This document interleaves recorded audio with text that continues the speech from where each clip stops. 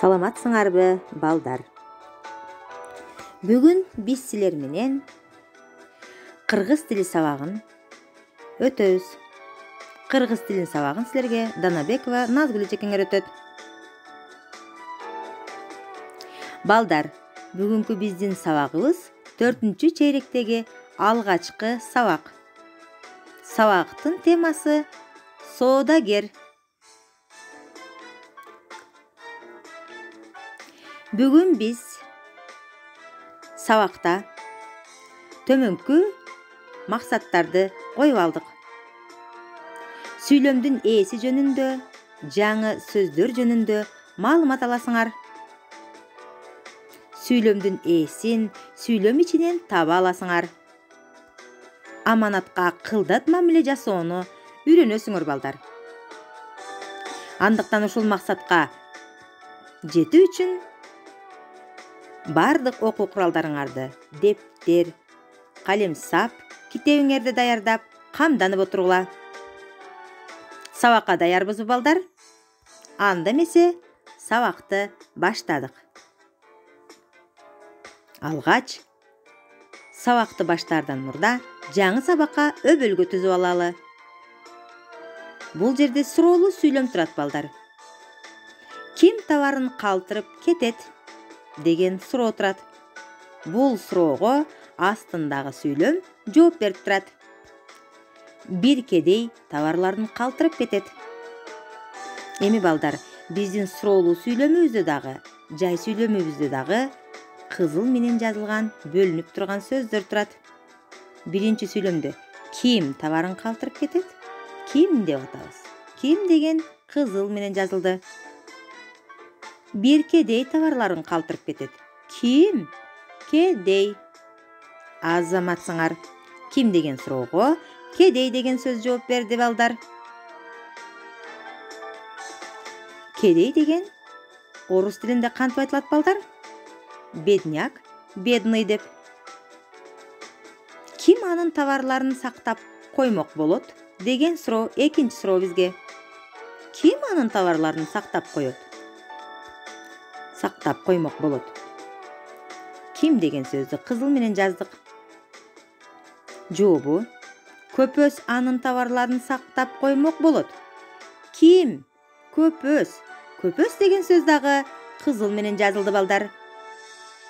Демек, ким деген суроого көпөс деген сөз жооп болуп келди.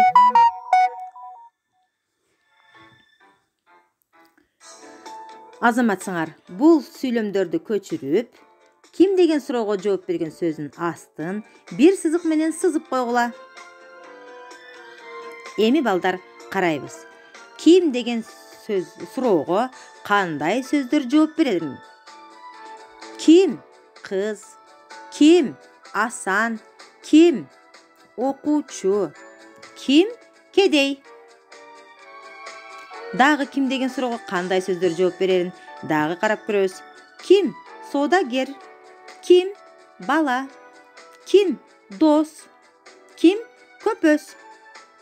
Азаматсыңар, эми ооз эки өзүңөр дагы жооп бергиле. Карап көргүлөчү айланаңарды. Ким деген суроого жооп берген алдыңарда кимдер турат экен?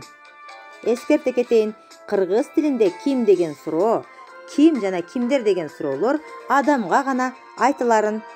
Айланаңарды карагыла. Ким деген суроого жооп берүүчү кимдер турат экен жаныңарда?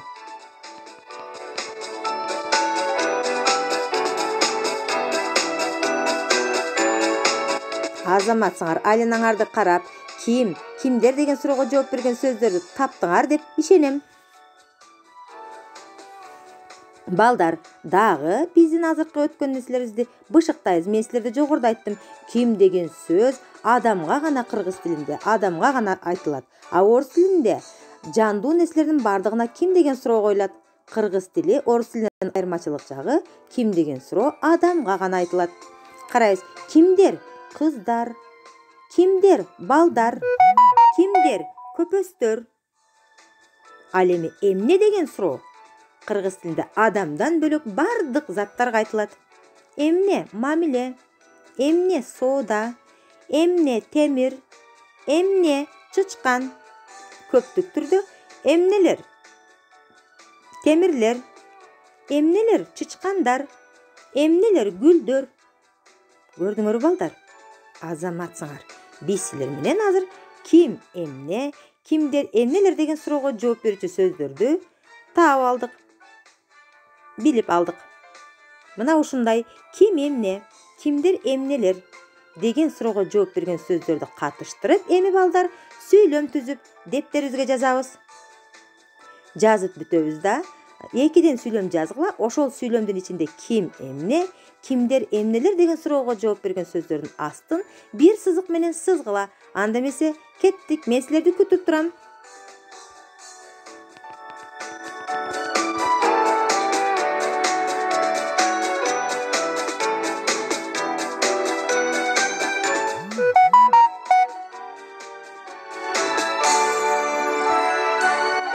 Азаматсыңар.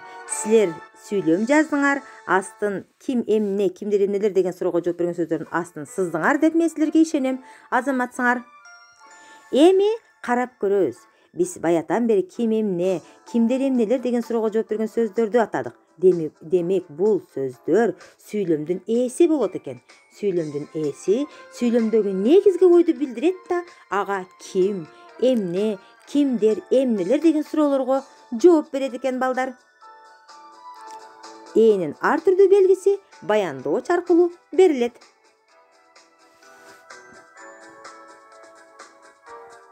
Балдар, бүгүн биз силердин менен бул сабакта жаңы сөздөр менен дагы таанышабыз. Жаңы сөздөр: кедей, шылтоо, чычкан, кырсык. Буларды дептериңерге көчүрүп аласыңар деген ойдомун. Кедей, орус тилинде бедняк, бедный. Шылтоо, орус тилинде отговорка. Чычкан, мышь. Кырсык, беда.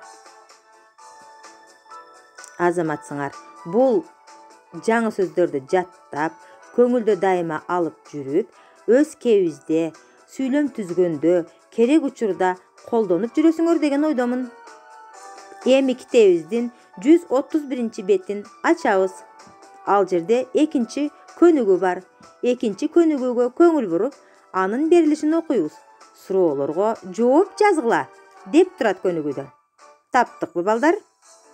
Эми жазган сүйлөмүңөрдөгү ким деген суроого жооп берген сөздөрдүн астын бир сызык менен сызгыла деп турат.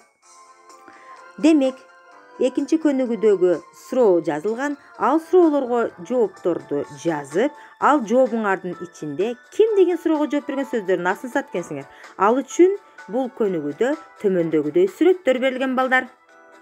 Көрдүңөрбү, бул жерде сүрөт турат. Сүрөттө Лев Толстойдун эки көпөс тамсилинен. Эки көпөс.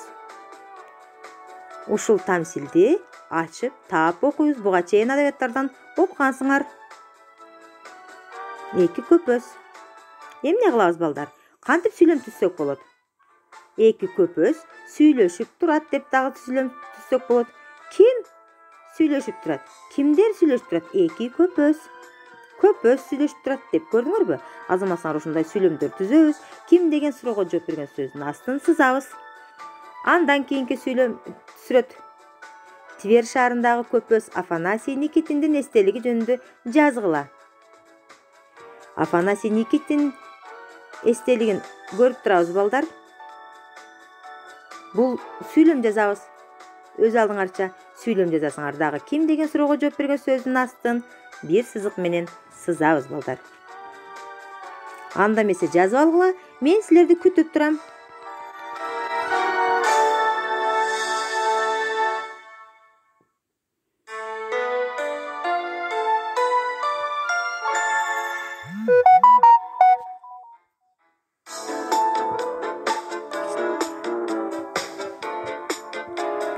Азаматсыңар, сүйлөм жаздыңар, сүйлөмдөгү ким эмне деген суроого жооп берген сөздөрдүн астын сыздыңар деген ойдомун. Анда эмесе кийинки биз силер менен биргеликте аткара турган көнүгүү. Ал 132 беттеги эки көпөс деген текст турат. Ошол текстти ачабыз, окуйбуз. Окуп чыгып, кедей көпөс менен бай көпөстүн мүнөздөрүн дептериңерге жазасыңар. Бир эле сүйлөм менен бай көпөс кандай эле, кедей көпөстүн мүнөзү кандай эле. Мисал үчүн бир сүйлөмдү мен жазып койдум балдар. Бай көпөс сараң, ач көз, аманатка туруксуз. Ким сараң, ач көз, аманатка туруксуз? Албетте, көпөс деп жооп беребиз. Көпөс деген сөздүн астын канча сызык менен сызабыз балдар? Азаматсыңар. Бир сызык менен сызабыз. Бай көпөс сараң, ач көз, аманатка туруксуз деген сүйлөмдүн ичиндеги сүйлөмдүн ээси көпөс. Азаматсыңар. Эми өз алдыңарча кедей көпөстү катыштырып туруп сүйлөм түзөбүз. Түздүңөрбү? Дептериңерге жазгыла. Азаматсыңар.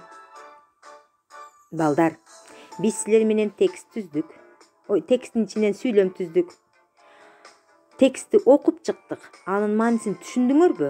Анда эмесе түшүнгөн болсоңор кулак салгылачы балдар. Ой жүгүртөлүчү. Бүгүн да биздин жашообузда көпөстөр, соодагерлер барбы? Кандай ойлойсуңар?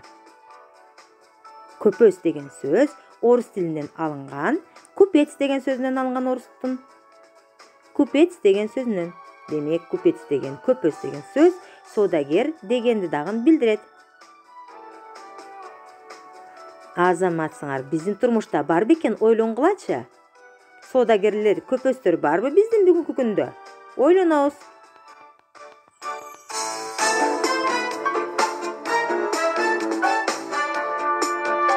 Өз оюңарды жазгыла. Бүгүнкү турмушта бар бекен? Бүгүнкү биздин жашоодо дагы биздин айланабызда бар бекен көпөстөр, соодагерлер? Ошону жазгыла. Азаматсыңар. Балдар, эми карайбыз. Балдар, биз силер менен бүгүн жаңы сөздөрдү үйрөндүк. Жаңы сөздөрдү катыштырып дагы сүйлөм түзөбүз. Мисалы, кырсык. Не деп айттык эле жогоруда? Кырсык албетте орус тилиндеги беда деген сөзү. Кырсык болуп балам жоголду деп ким кайрылып келди эле? Бай көпөс, кедей көпөскө келген эле балдар. Кырсык болуп балам жоголду деген сүйлөмдөгү жаңы сөз кайсыл болду бизде? Кырсык деген сөз. Ким жоголду? Балам жоголду деп жатат. Азаматсыңар. Кийинки. Өз алдыңарча Афанасий Никитин деген көпөскө тургузулган эстелик жөнүндө маалымат таап окугула балдар. Өз алдыңарча Афанасий Никитин деген көпөскө тургузулган эстелик жөнүндө маалымат издеп табасыңар дагы, маалыматыңарды жазасыңар дептерге.